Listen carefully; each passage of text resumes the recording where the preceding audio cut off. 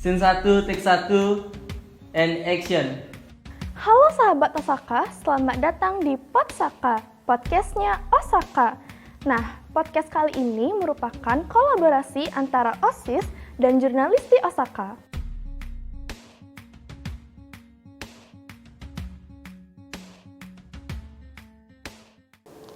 Halo Sobat Osaka, kembali lagi di OSK TV dalam acara Podsaka, podcastnya Osaka. Sebelumnya, perkenalkan saya Volana yang akan menjadi host dalam podcast kali ini. Dan kita juga kedatangan narasumber yang merupakan salah satu guru di SMA Negeri 1 Kota Selatan. Kalian pada penasaran kan? Yuk kita kenalan langsung.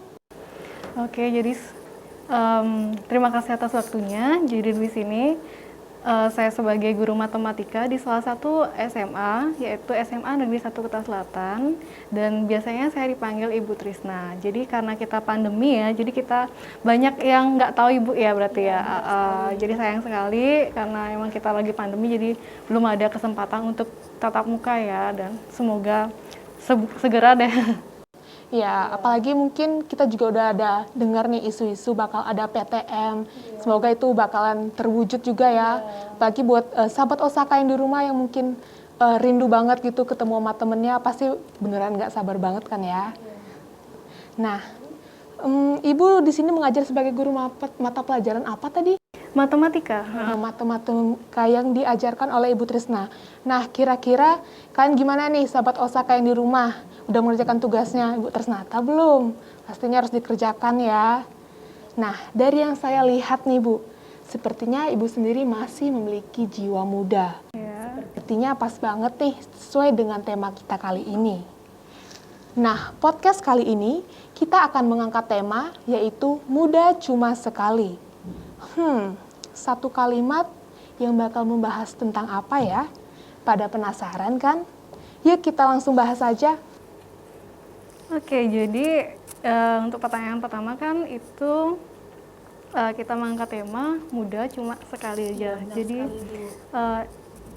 selain Ibu juga masih sendiri, jadi itu adalah tema yang sangat menarik sekali untuk Ibu angkat sebagai pembicaraan hari ini ya. Gitu. Cocok banget berarti kan, pas banget nih narasumber kita juga. Nah, mungkin untuk yang pertama nih Bu, seperti tema yang kita bahas kali ini yaitu muda cuma sekali. Nah, kini Ibu berprofesi sebagai guru. Sebelumnya pasti Ibu juga sudah merasakan masa-masa muda dengan teman-teman. Nah, seperti apa sih yang terlintas di pikiran Ibu tentang kata masa muda cuma sekali itu? Kata masa muda cuma sekali. Nah, Ibu sendiri kan sekarang usia Ibu itu 25. Nah, di saat Ibu masih 25 itu masih merasa jiwanya masih muda kan. Kamu juga kan jiwanya masih muda. Jadi kayak misalnya sebelum kita menginjak ke arah dewasa, jadi kayak Ibu tuh kayak punya plan. Kayak misalnya umur segini harus saya harus kayak ini, saya harus kayak ini, harus kayak ini gitu. Jadi sebelum saya harus menginjak ke masa dewasa kan, saya kayak punya aja plan itu di masa muda sekarang gitu. Jadi kayak menikmati aja waktunya, apa itu dinikmati kayak gitu. Sama seperti adik kan masih muda juga, kan berarti masih menikmati banget kayak berorganisasi sama teman-teman OSIS kayak gitu kan. Kayak selain juga kayak berorganisasi, kita kayak memanfaatkan waktu kan, bisa menjalankan hobi gitu misalnya kan. Habis itu dan juga karena jiwa kita masih muda, jadinya kan kayak semangat kita tuh masih membara, jadinya kan kayak tenaga itu masih kuat gitu lah modelnya kan. Jadi kayak adik-adik ini kan masih SMA, jadi kayak kalau misalnya dengan jiwa yang masih muda, jadi kayak masih semangatnya untuk kayak melakukan apapun hobi-hobinya ya.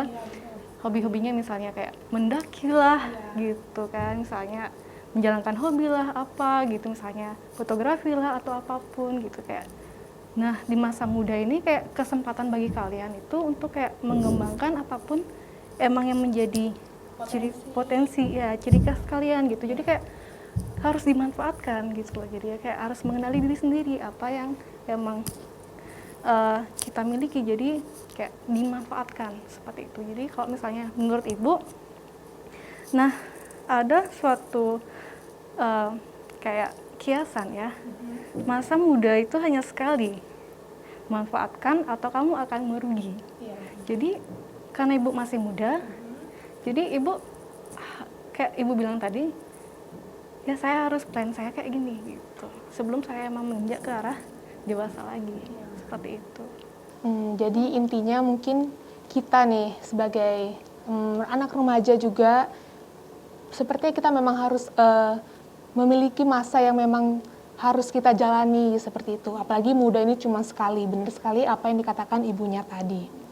Nah, tentu saja yang kita ketahui bersama nih Bu, kalau berpikir lebih maju itu seperti yang Ibu tadi bilang dan katakan, Ibu harus memiliki planning yang harus Ibu lewati, yang harus Ibu perjuangkan.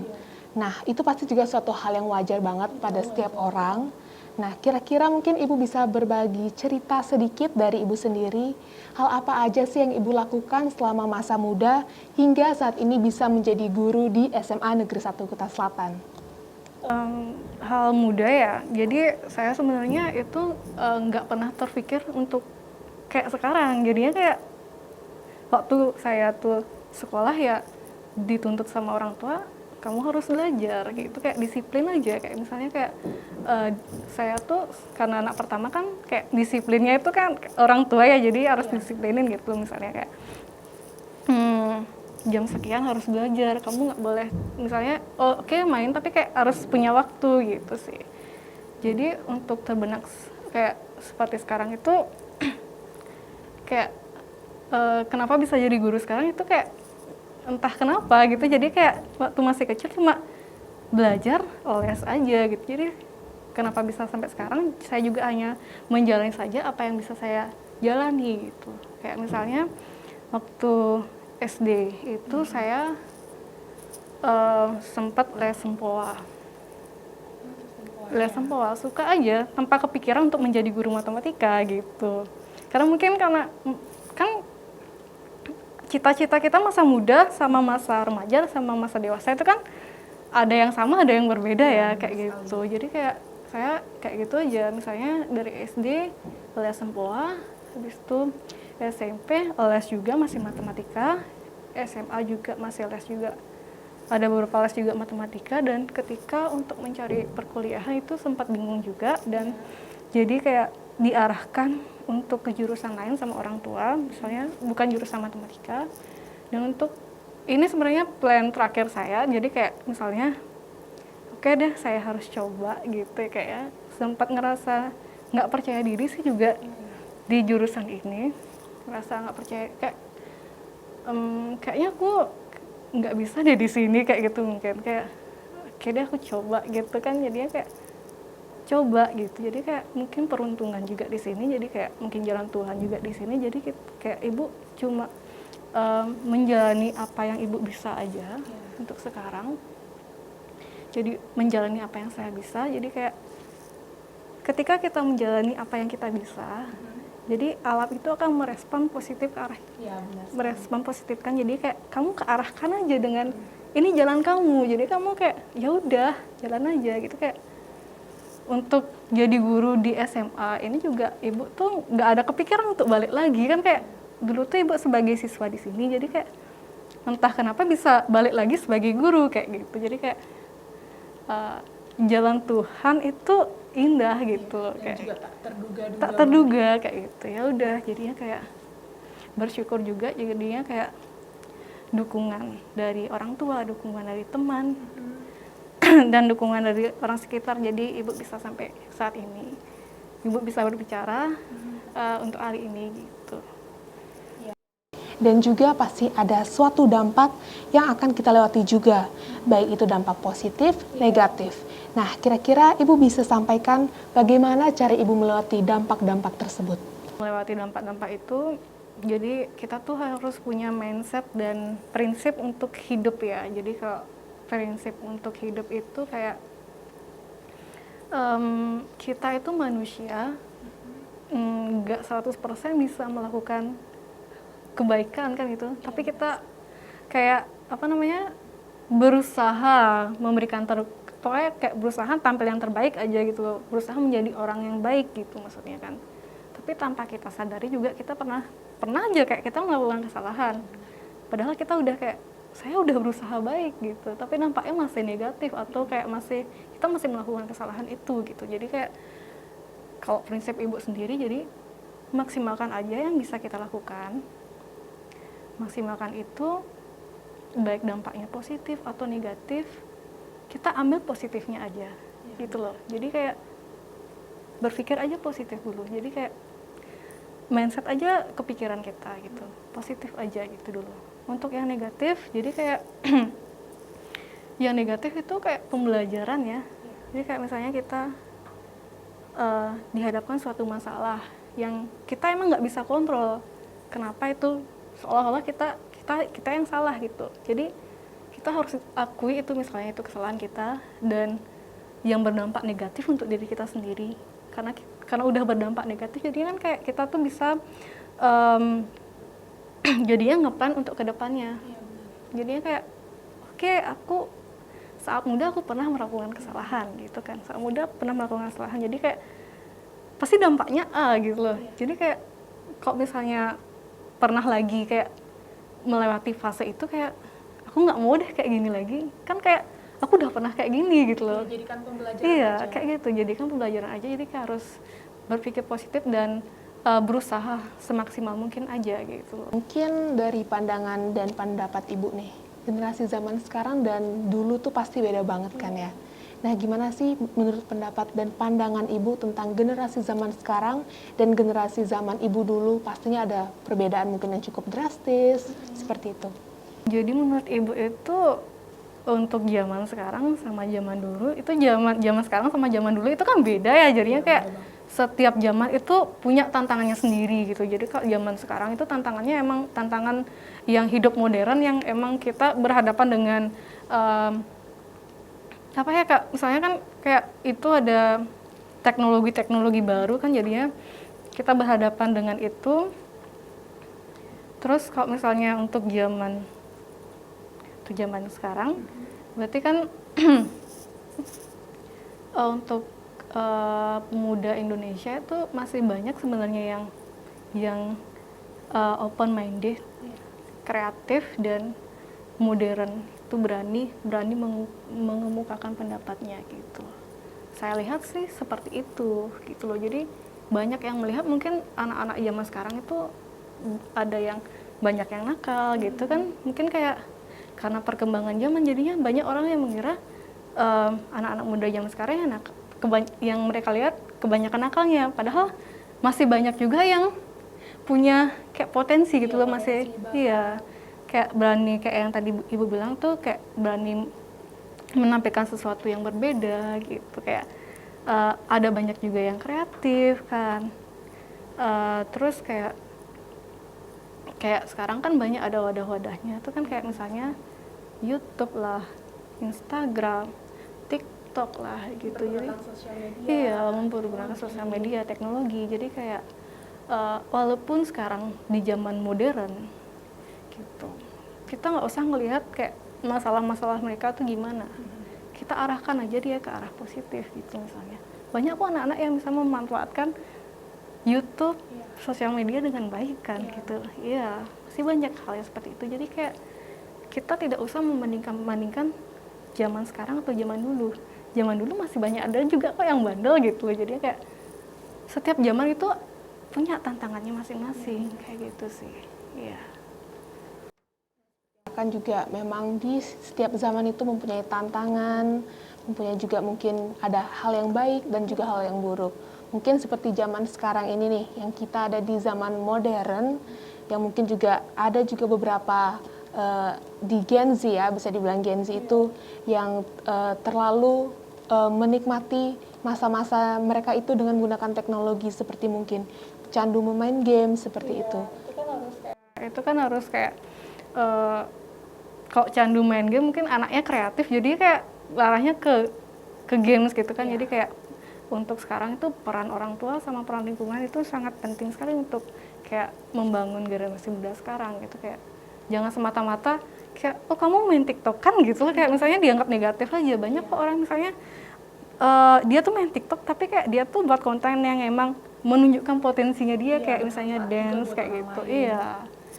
Ya mungkin juga kita mungkin jangan langsung menjudge orang-orang yang seperti itu, karena pasti juga mereka mempunyai potensi dalam diri mereka masing-masing yang kita juga tidak ketahui. Nah, yang terakhir nih, last but not least nih, motivasi apa yang bisa Ibu sampaikan kepada kita semua yang ada di rumah saja mungkin, karena juga kita kan di situasi pandemi.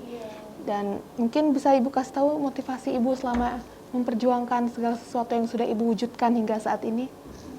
Motivasi Ibu itu yang pertama itu berusaha ya. Jadi apapun yang kita inginkan, kita harus berusaha dulu untuk menampilkan yang terbaik dari yang kita bisa lakukan. Itu berusaha. Jadi saat kita berusaha pasti pernah kayak melakukan kayak kesalahan gitu ya. Jadi kayak yang pertama itu jangan takut aja dulu salah kayak gitu, kayak wajar kok manusia itu pernah melakukan kesalahan. Jangan takut salah, dicoba gitu. Coba apa yang kamu bisa aja dulu gitu. Motivasi misalnya yang di rumah, kayak di rumah aja. Jadi kayak kalau Ibu tuh sebenarnya bukan tipe orang yang suka di rumah ya. Sebenarnya kayak kalau Ibu disuruh diam di rumah dan mengurung diri itu kayak frustasi aja, kayak misalnya aduh ngapainnya di rumah kayak gitu kan, rasanya kayak ngapainnya di rumah, boring banget. Yang biasanya kayak kamu keluar ketemu ini gitu kan, kayak boring aja gitu loh. Kayak jadi kayak Ibu selama di rumah kalau misalnya emang nggak bisa kemana-mana ya, kayak misalnya ya udah kayak langsung deh berpikir saya harus ngapain ya gitu, jadi biasanya saya punya list. Kalau misalnya ada daftar yang saya biasanya sukai, misalnya kegiatan apa yang saya sukai gitu, misalnya kayak misalnya siang enaknya ngapain ya, nonton gitu kan, nonton apa gitu kan, yang misalnya nonton podcast lah, misalnya motivasi dari misalnya mungkin artis-artis yang kita idolai, atau misalnya motivator yang kita idolai gitu loh. Kayak misalnya ya itu sih yang membuat biar semangatin ke diri ya, misalnya biar kita tuh dapat afirmasi positif aja gitu. Terus Ibu juga biasanya suka baca, biasanya malam-malam tuh gimana ya untuk nenangin pikiran gitu kan. Ya udah baca misalnya beberapa halaman gitu, oke lah gitu. Terus kalau biasanya di rumah mungkin sore-sorenya tuh kita tuh bisa olahraga ringan kan di rumah gitu. Jadi kayak ya walaupun kita emang di rumah aja, jadi kayak dimaksimalin aja, dinikmati aja waktunya sekarang gitu. Jadi ya jadi kayak jangan patah semangat aja, karena pandemi kan kayak kelihatannya nggak bisa ngapa-ngapain, kayak kelihatan kayak bosan gitu aja kan, kayak tapi kita harus kayak ya udah nikmati sekarang kan emang kayak gini, jadi kayak bisa waktu untuk keluarga itu lebih banyak. Jadi kayak dinikmati aja gitu loh, manfaatkan iya kan. Jadi kayak berpikir sekarang kan masih pandemi, ya udah deh nikmati aja waktu sama keluarga. Nanti saat misalnya udah selesai pandemi kan saya harus kembali ke rutinitas awal, kapan lagi saya seperti ini gitu sih. Kayak gitu aja tuh motivasinya. Jadi kalau kalian sebagai muda itu harus berjuang sih gitu, berjuang untuk menggapai mimpi-mimpi kalian. Jangan takut salah, karena emang proses kehidupan itu emang ada salahnya gitu, ada salahnya, tapi kalian tuh harus mengakui emang saya salah. Misalnya kayak oke, saya salah, harus mengaku. Jangan kayak misalnya kamu salah, oh kayak ngotot gitu, nggak salah gitu kan. Jadi ya udah, kalau misalnya saya salah, oke, saya akan perbaiki kemudian hari agar saya bisa tampil maksimal di masa depan gitu misalnya. Gitu sih untuk motivasinya. Nah, mungkin dari yang sudah kita bahas dari awal hingga akhir, dari masa-masa Ibu Trisna waktu masih muda, pendapat, pandangan di zaman sekarang dan juga zaman dulu pasti berbeda. Nah, mungkin dari yang sudah kita bahas tadi, kita juga sudah di penghujung nih. Cepet banget ya, Iya, cepet banget ya. Mungkin itu tadi juga udah beberapa ada pertanyaan dan juga jawaban yang sudah kita bisa sampaikan kepada sahabat Osaka di rumah. Nah, semoga aja juga ini bermanfaat untuk kalian semua, agar lebih bermotivasi juga untuk kalian dalam menggapai cita-cita kalian semua. Demikianlah untuk acara podcast kali ini. Saya Volana sebagai host pada hari ini. Saya sebagai Ibu Trisna, sebagai guru kalian guru matematika. Kita tutup dan sampai jumpa. Dadah!